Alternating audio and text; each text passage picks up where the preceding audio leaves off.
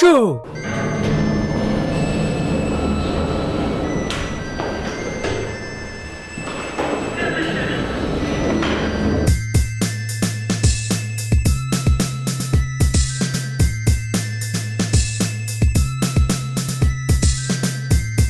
Bonjour à tous. Alors aujourd'hui on va rester dans un thème assez léger quand même. On va parler de Pokémon Go, la fameuse application sur smartphone, le jeu de Nintendo. Alors je vais en parler de manière théorique parce que mon smartphone n'accepte pas l'installation de l'application. Parce que oui, effectivement, je fais partie de ceux qui étaient quand même très intéressés de tester l'application et d'y jouer. J'ai déjà joué à plusieurs versions de Pokémon, donc effectivement, j'étais super méga tenté de tester ça. Donc je devrais un petit peu attendre, du moins acheter un nouveau smartphone, un de ces quatre.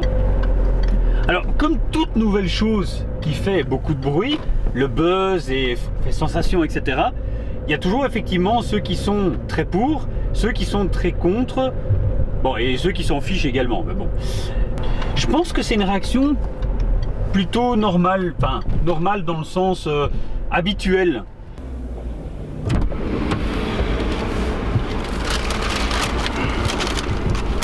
Alors, à côté de ça, je trouve quand même que il y a des réactions très disproportionnées. Parce que j'ai vu des trucs où ça partait vraiment dans tous les sens, où le Pokémon Go était finalement un prétexte à partir sur effectivement des arguments qui n'ont absolument rien à voir.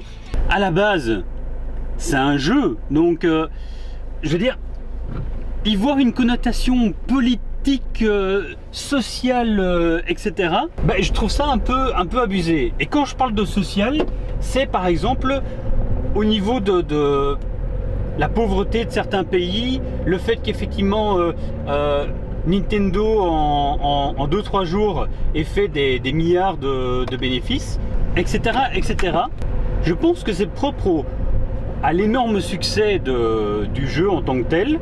Et voilà, comme je disais au départ, dans tout gros succès ou dans tout gros buzz, il y a effectivement toujours des gens qui sont farouchement contre, de manière parfois, je trouve, injustifiée.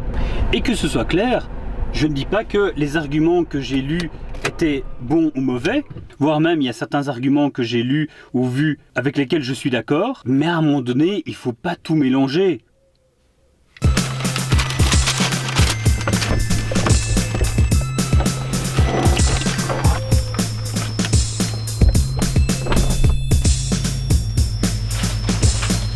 Pour prendre un autre exemple, c'est comme si vous voyiez donc acheter du pain et que dans les commentaires on me mettait « ouais, c'est répugnant, il achète du pain alors qu'il y a la faim dans le monde ».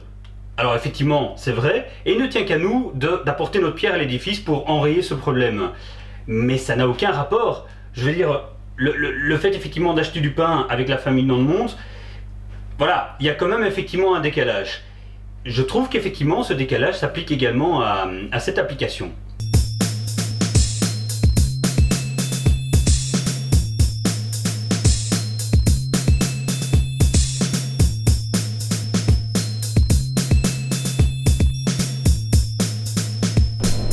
Alors nous sommes à Châtelet-Long ou Châtelion plage.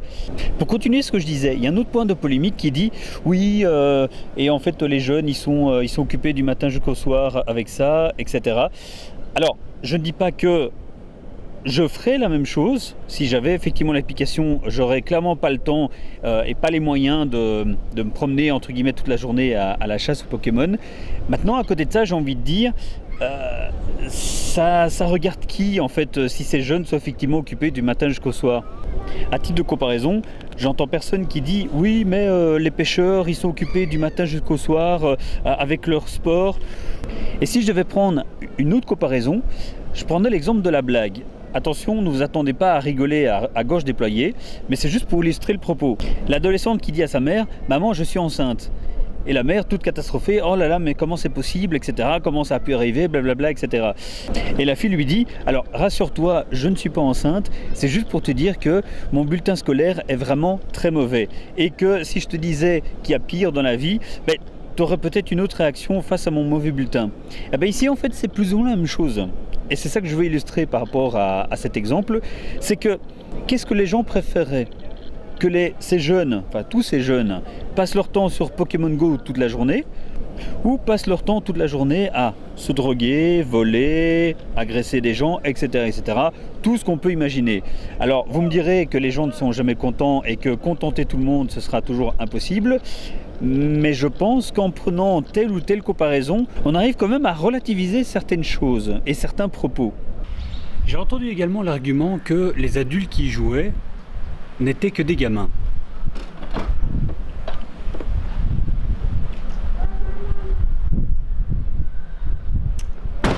Moi, je pars toujours du principe que un adulte, c'est un enfant qui a mal grandi. C'est toujours important de rester un enfant dans l'âme. L'autre point que je vais soulever, et ce sera le dernier, c'est qu'il y a beaucoup de personnes qui disent « Ouais, avec les jeux vidéo, vous restez cloîtrés à la maison, etc. Vous ne sortez pas de chez vous, etc. » Ben justement, Pokémon Go arrive à faire sortir tous ces jeunes. Ça leur permet de découvrir des parcs qu'ils n'ont peut-être même pas soupçonné l'existence, à visiter le village d'à côté, à prendre leur vélo et faire des kilomètres et des kilomètres pour effectivement découvrir un peu ce qu'il y a autour d'eux et pas rester cloîtrés chez eux. Donc moi je dis la grande classe. Bon, après vous me direz que j'ai une position plutôt pour l'application, vu que je vous ai expliqué au début que voilà, j'étais tenté de l'installer, de le tester, etc. Mais j'ai nuancé également en disant que personnellement, même si effectivement je trouve l'application attrayante et amusante, j'y passerai pas non plus toute la journée. Mais c'est mon point de vue personnel et je vais certainement pas jeter la pierre à ceux qui le font toute la journée. C'est leur problème à eux, c'est leur vie à eux, c'est certainement pas la mienne.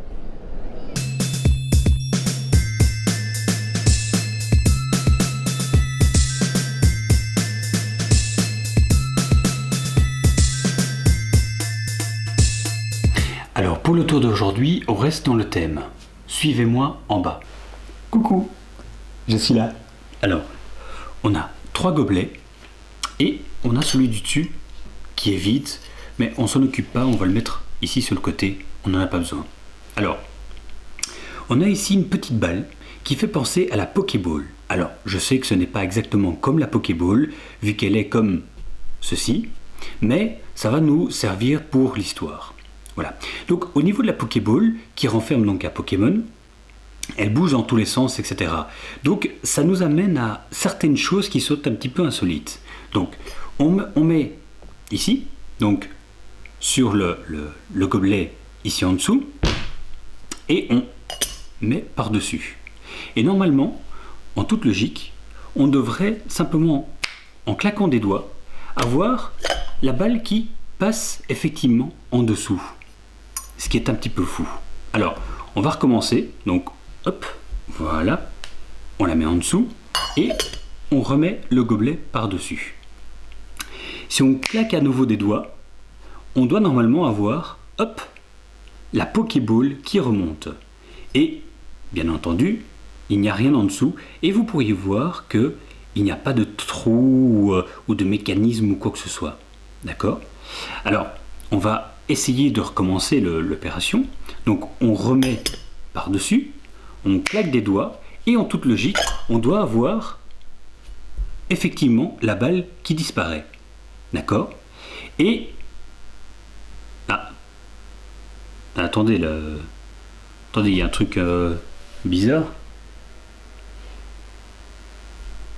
Attendez, comment ça se fait que donc ici donc elle était là, je mets par-dessus et normalement, pouf. Non, ça c'est très étrange. Ah je sais, je pense qu'effectivement, les Pokéballs sont tellement malicieuses qu'elles n'en font qu'à leur tête. Regardez, le fameux gobelet qui a été oublié. Et hop, et voici effectivement la fameuse Pokéball. Et bien voilà, ceci nous amène à la fin de ce mini-show. Alors, bien entendu, vous l'aurez clairement remarqué, c'est clairement mon opinion personnelle. Vous n'êtes bien entendu pas obligé d'être d'accord avec tous les arguments que j'ai avancés. J'essaie juste d'amener mon opinion par rapport à quelque chose qui, franchement, je trouve ça ne justifie pas. Je vois que ça part un peu dans tous les sens. c'est un jeu à la base. Donc pour moi, il n'y a pas lieu que ça fasse autant de remous, pour autant que ça reste normal. Le but n'est effectivement pas que ça tombe dans l'hystérie, comme je voyais à Central Park à New York, donc où il y avait une concentration énorme de gens et tout le monde en train de courir parce qu'il y avait un Pokémon super rare qui avait été déclenché ou activé par Nintendo. Voilà, là je trouve que ça va quand même un petit peu loin, mais sinon de manière générale, ça reste un jeu, ça reste un amusement. Il y a des pères avec leurs enfants qui sont en train qui font de la chasse aux Pokémon. Je trouve ça effectivement très sympa et ça ne doit pas générer normalement toute cette hystérie ou toute cette haine. Je pense qu'effectivement il y en a quand même assez de manière générale. Et justement, ce sera ma conclusion par rapport à ça, c'est que voilà, faites ce qui vous plaît tant que ça vous amuse, tant que ça vous fait du bien et tant que ça peut vous faire oublier les petits tracas du quotidien, parce que je pense qu'on vit une époque où c'est vraiment nécessaire. Dans tous les cas, je vous dis à demain et ciao.